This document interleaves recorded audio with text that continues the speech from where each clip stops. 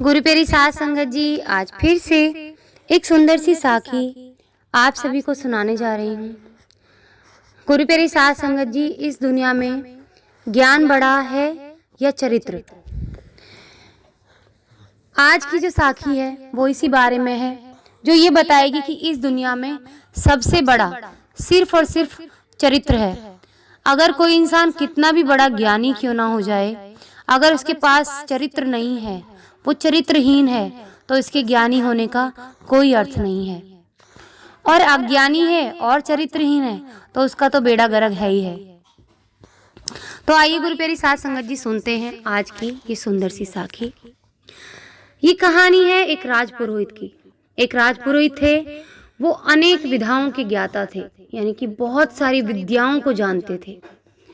और उसको जानने के कारण राज्य में बहुत उनकी प्रतिष्ठा थी, मान सम्मान था।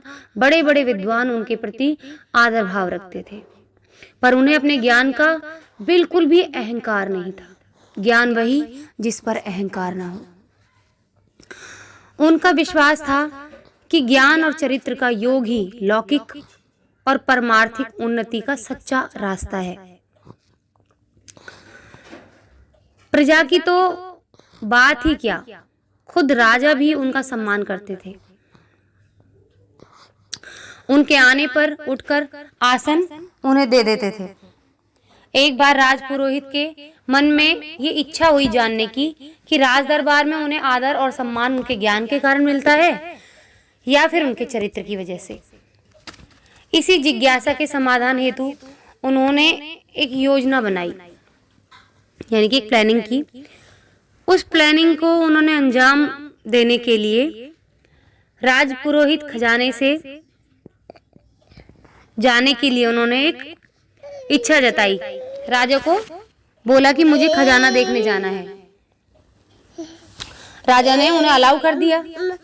खजाना देखकर लौटते समय उन्होंने खजाने में से 5 बहुत बेशकीमती मोती उठाए और उन्हें अपने पास रख लिया। खजांची जो था वो देखता ही रह गया। खजांची का मतलब जो वहां का अकाउंटेंट था, वहां का लेखा जोखा रखता था।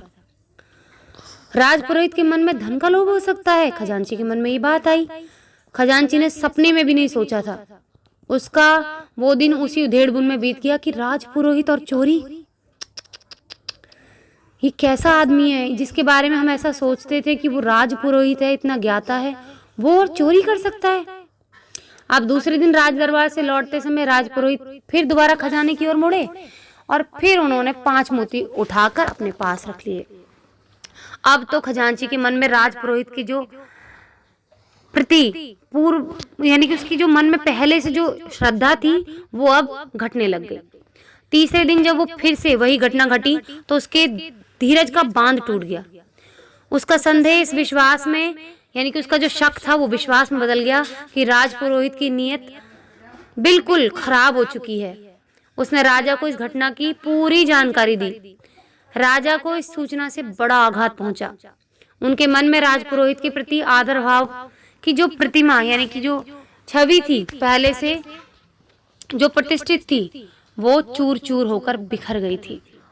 यानी कि जो राजपुरोहित की जो इज्जत थी राजा की नजर में, वो बिल्कुल खत्म हो गई थी। चौथे दिन जब राजपुरोहित सभा में आए तो राजा पहले की तरह न सिंहासन से उठे और न उन्होंने राजपुरोहित का अभिवादन किया। यहाँ तक कि राजा ने उनकी ओर देखा तक नहीं। राजपुरोहित तत्काल समझ गए कि अब योजना रंग ला रही है। उन्होंने जिस उद्देश्य से मोती उठाए थे वो उद्देश्य पूरा होता नजर आने लगा। यही सोचकर राजपुरोहित चुपचाप अपने आसन पर बैठ गए। राजसभा की कार्यवाही पूरी होने के बाद जब दूसरे दरबारियों की तरह राजपुरोहित भी उठकर अपने घर जाने लगे तो राजा ने उन्हें कुछ देर रुकने का आदेश दिया। सभी सभासदों के चले जाने के बाद राजा ने उनसे पूछा, सुना है आपने खजाने में कुछ गड़बड़ी की है? इस सवाल पर जब राजपुरोहित चुप रहे तो राजा का गुस्सा बढ़ गया और इस बार वो ऊंची आवाज में बोले, क्या आपने मोतियों की चोरी की है? आपने कितनी बार मोती उठाए और कितनी बार और कितने कितने मोती उठाए? क्या आपने खजाने से कुछ मोती उठाए हैं? राजपुरोहित ने मोती उठाने की बात को स्वीकार किया। फिर राजा ने दोबारा गुस्से से पूछा कि आपने कितने मोती उठाए और कितनी बार उठाए। राजा ने फिर पूछा, वे मोती कहाँ हैं? राजपुरोहित ने एक पुड़िया जेब से निकाली और राजा के सामने रख दी, जिसमें कुल 15 मोती थे। राजा के मन में गुस्सा था, दुख था और हैरानी था। एक साथ ये तीनों भाव उनके मन में उभर आए। राजा बोले, राजपुरोहित जी, आपने ऐसा गलत काम क्यों किया? क्या आपको अपने पद की, जो आप जिस पद पे हैं हमारे राज्य में, क्या उसकी गरिमा का जरा से भी ख्याल नहीं था? उस पद की आपने जरा सी भी इज्जत नहीं रखी, उसका ध्यान नहीं आया आपको? ऐसा करते समय आपको लज्जा नहीं आई? आपने ऐसे पद को बदनाम कर दिया। आपने ऐसा करके अपने जीवन भर की प्रतिष्ठा को खो दिया है। आप कुछ तो बोलिए, आपने ऐसा क्यों किया? राजा की जो बेचैनी थी उसको देखकर राजपुरोहित ने राजा को पूरी बात विस्तार से बताई और प्रसन्नता प्रकट करते हुए, यानी कि खुशी जताते हुए राजा से कहा, राजन, केवल इस बात की परीक्षा लेने के लिए कि ज्ञान और चरित्र में कौन बड़ा है, मैंने आपके खजाने से मोती उठाए थे। अब मेरे पास कोई विकल्प नहीं है। यही नहीं, आज चरित्र के प्रति मेरी आस्था पहले की अपेक्षा और बढ़ गई है। आपसे और आपकी प्रजा से अभी तक मुझे जो प्यार और सम्मान मिला है वो सब ज्ञान के कारण नहीं बल्कि चरित्र के कारण था। आपके खजाने में सबसे अधिक बहुमूल्य वस्तु सोना चांदी या हीरा मोती नहीं बल्कि चरित्र है। इसलिए मैं चाहता हूं कि आप अपने राज्य में चरित्र संपन्न लोगों को सबसे ज्यादा प्रोत्साहन दें ताकि चरित्र का मूल्य बढ़ता रहे। कहते हैं ना गुरु प्यारी साध संगत जी, धन गया कुछ नहीं गया, स्वास्थ्य गया कुछ नहीं गया, चरित्र गया तो सब कुछ गया। तो गुरु प्यारी साध संगत जी, अपने चरित्र को सबसे ऊंचा रखना चाहिए, कभी इस पर दाग नहीं लगने देना चाहिए। और जो लोग किसी की इज्जत पर उंगली उठाते हैं, भगवान उन्हें कभी माफ नहीं करते। उनकी खुद की कोई इज्जत नहीं होती जो दूसरों के चरित्र पर उंगली उठाते हैं बेवजह। तो इस दुनिया में ना ज्ञान बड़ा है ना कोई और चीज बड़ी है, सिर्फ और सिर्फ चरित्र बड़ा है। माँ सीता ने सारे अयोध्या को छोड़ दिया था, सारे गहने जेवर, सारे राज सुख को छोड़ दिया था, सिर्फ अपनी इज्जत के लिए। अगर चरित्र बड़ा ना होता तो वो महलों में रहती, महलों के सुख को भोगती, क्यों पति के साथ वन वन भटकती, क्यों रावण के बाद आ जाने के बाद रावण के राज्य को स्वीकार कर लेती, सोने की लंका में रह जाती, क्यों वो राम के पास वापस लौट कर आई, क्यों वहां से वो वनवास के लिए गई, क्यों अकेले अपने बच्चों को पाला, सिर्फ और सिर्फ अपने चरित्र के लिए।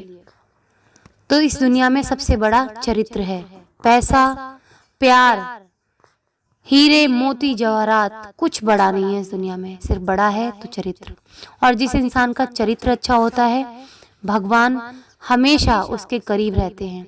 जैसे सीता माँ ने अपने चरित्र के कारण, एक सती नारी होने के कारण धरती माँ को जब पुकारा था उन समय में और धरती माँ उन्हें लेने आई थी, ये होती है चरित्र की ताकत।